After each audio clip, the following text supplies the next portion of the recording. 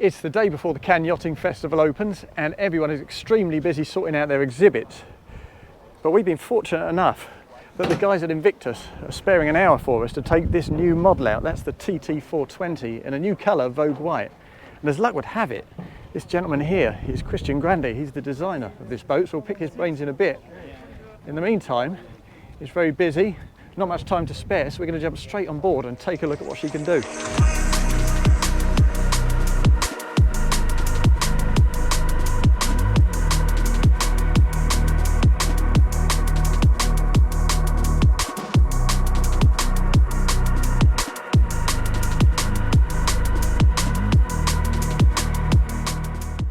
Now sadly, our time on the water with this boat didn't quite go to plan because it's an owner's boat here at the show and they didn't want anyone except the skipper taking the wheel. What I did do though was stand right on the shoulder of the skipper and investigate what was going on.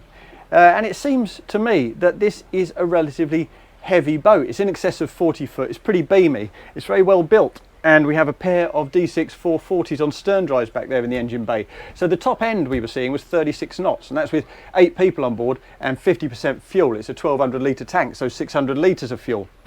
In terms of cruising efficiency, around about 30 knots was a sweet spot actually. We saw about 4 litres per nautical mile, so a range with 20% in reserve, around about 250 miles. And right at the top end, that increased to 5 litres per nautical mile, so a range of around 200 miles. Now this is ostensibly a day boat with accommodation down below, a day cruiser. So that's a pretty good range for a boat of this kind.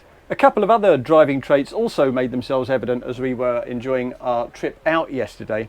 The first of those is the fact that it's actually a relatively wet boat, and you'll see why when you see the shape of that bow as we take a walk around and look at the finer details. It's not actually a flared bow, it's quite the opposite, it's quite curved, so it sort of invites water on board a little bit. Now obviously with this big structure here we don't get at all wet at the helm, at any of these 3 seats in fact, but if you sit further aft on either side you do tend to get a little bit of spray. It's also a relatively hard riding boat. We only had seas perhaps of 2 feet at the most yesterday, but there were still some decent impacts we felt. And in terms of its running attitude, well, at lower speeds, certainly as you're trying to get onto the plane, and then a little bit at the lower planing speeds, around about 20 knots, it's slightly bow up, so you do need to use the tabs just to dip that nose and push on a little bit.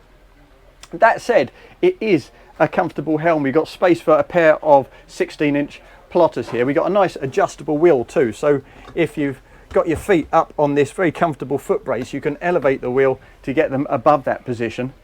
The throttles fall nicely to hand, though I'd like to see them inboard actually, so that there's no prospect of anybody giving them a knock on the way down that starboard side deck. And we also have the joystick here on the left hand side. Now while I didn't get the chance to drive this boat myself personally, what I did do was chat to Christian Grande at quite some length, and as luck would have it, the flagship 460 is sitting directly next door to us here. So what we'll do is take a walk around, look at the details and discuss in what way the 420 is able to deliver the same experience as the larger 460. Now if I head aft from the helm and step off the boat, you'll see that the 2 boats are sitting next to one another. Here's the flagship 460, here's the test boat, the TT420. And we'll actually step onto the 460 first and take a look at what she offers. Now, as you'll see, ahead of the aft platform, we've got a big sunbed. Ahead of that, we've got a nice big sociable dinette with convertible tables. Ahead of that, a transverse galley that looks aft towards that sociable area. And ahead of that, a 3-man helm station. A little step up onto the bow here, as you can see. And we have a nice big sun lounger with a little seat built into the front. Now if I spin myself around and look now at the TT420, you'll see we have something ostensibly similar. We've got the sun pad forward, we have a fold-up seat there and a smaller forepeak, not quite so much length, but the same kind of principle. And as we head aft, you'll see that continues. Again, the 3-man helm. Behind that, the transverse galley with the central mast, and that galley faces aft again into this big dinette with the convertible tables, and that's backed up with the elevated sunbed. Shorter in this case, but exactly the same principle. So in basic terms, you look at this boat and think it doesn't actually lack anything that the 460 provides. They're both equipped, or rated I should say, to carry 14 people. And certainly the open deck layout there backs that right up. Two of the key things that Christian Grande was talking about were proportion and order. Now in terms of proportion, this is a smaller platform, but it shares that enormous hardtop that the 460 uses. Built from carbon fibre, it goes way aft, all the way above that sun pad with that single central mast. So there are no side structures here, and that kind of lowers the profile, makes it feel quite dynamic. It doesn't feel like a big or bulky boat. The proportions here are very good. It's a good looking boat, certainly. In terms of order, well, that's about the finer details, the symmetry of those details and the execution of those details. So let's go and have a look at some of those as we walk forward on the 420. Now back here, we've got a high-low platform here, plus this hides a space big enough to swallow a 2.1 metre tender. So that's quite impressive on a boat of this size. The fit out is also pretty good, sunken cleats of course, natural wood everywhere you look. And back here, this is quite slick. This is our transom shower. If we pull that out, you can see. And this is the mixer tap to adjust the temperature. And of course, as you can see, they're pretty much identical, which looks very cool. As we move forward, the details again are classical Invictus. These kind of baggage style straps on the backrests and the little curve stainless steel work in that backrest as well. It's very attractive indeed. The same goes for this central strut. There's no practical advantage to this little stainless steel insert, but it's certainly very stylish indeed. In the forward edge of that mast, we do have a grabbing point to make your way from side to side as you operate in the galley. And it is actually very attractive to have a galley that faces back over this little lip towards everybody else back here in the dinette. It's a very convivial kind of setup. If we look down here at the speakers, again you see the order he's talking about. One speaker above the other with the deck lights directly beneath that. Nice and regular. He seems to think that if you have asymmetry with these things, it can feel a little bit messy and make his mind feel a little confused and make the design feel a little confused. So it's no surprise to see that the fenders have their own home as well. Rectangular fenders to avoid getting in your way, and they nestle into that bulwark on both sides, four on either side behind this, again, stainless steel work. Let's make our way forward. Another set of speakers there. Up the step we go onto the bow deck. Now, as I say, this broadly mirrors that on the 460. Slightly shorter at the leading edge, but we do have a little fold-up seat in place of the permanent one on the 460. And we also have these. Again, this is a pretty little detail. I've seen these on Invictus boats in the past. Lovely little speakers that come out of the cushion on either side of that headrest. So certainly it feels like a premium boat. It feels like an Italian boat, very stylish. Style is important. And some of these are fresco spaces because this remains a day cruiser. So the accommodation is important. The way the open deck operates is even more important. That's the priority here, and that's perfectly evident. As a day cruiser then, the galley is pretty well spec'd.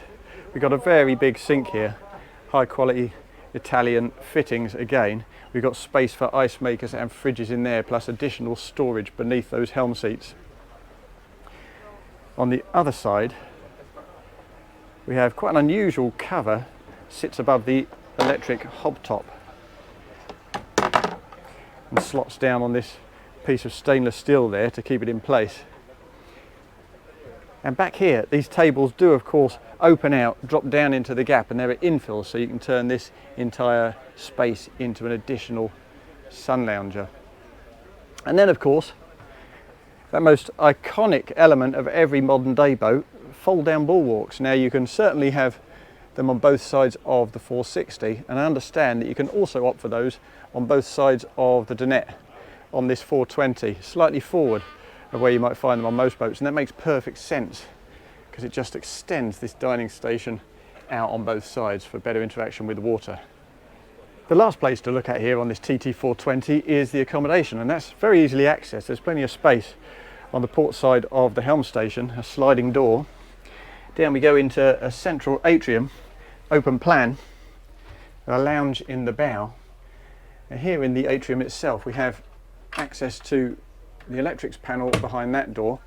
There's a vertical freezer in here and a larger, really good size actually, of fridge, so you don't have to pop up to the main galley to get your cold drinks or your ice. And that lounge is very accommodating indeed. It's quite a surprise that we don't have any hatches here or windows out onto the foredeck, because certainly on the 460 we have exactly that, little letter slot windows that really improve the light down here. The windows here on the 420 are relatively low level, and I'll illustrate that by taking a seat at the lounge. You see it's still a little too low even from here at my eye line when I'm sitting down to see the horizon. You've got to get lower for that, and that of course illustrates what this boat is actually about in this forward part. If we remove that central section, these two peripheral settees can hinge into the centre, creating a double bed, and from bed level the views are actually very decent indeed. That said, these mouldings, these are for the side decks as they make their way to the forepeak there, and if I bring the camera down you'll see they come out a little further than the backrests for these settees, so when you're using this place as a lounge it's very easy to clatter the back of your head on hard fiberglass, which is obviously not ideal. But of course this is the chief way in which the 460 and the 420 differ. You've got plenty of options on that 460, and you can have a permanent double in the bow there and shut that off with sliding doors, or concertina doors actually I should say. The starboard side though is actually broadly similar, and this is quite impressive. There's loads of headroom up here. I mean, that's got to be about 6'8" I think. Easy access into this heads compartment, and then there's no natural light again. We have a huge mirror there, quality fittings, and a separate shower compartment with a really generous size. No rain shower, but perfectly acceptable. Let's come out of there and look aft, because of course we do also have some sleeping quarters beneath that cockpit sole, and here it is. Pretty lofty, you have to say. Organised as a pair of single beds with plenty of storage on both sides. We've seen this kind of arrangement before from Invictus. It works pretty well. There's a bit of storage there too, slightly creaky floorboards as I make my way in. And we have these rather fetching lights, little cylinders that drop down from the deck head. I don't actually like those too much. I feel like they're a bit excessive. It's style over substance for me. But style is a really deeply important part of any Invictus boat. And certainly as you move towards the top of the range with a boat like the TT420, it becomes even more important.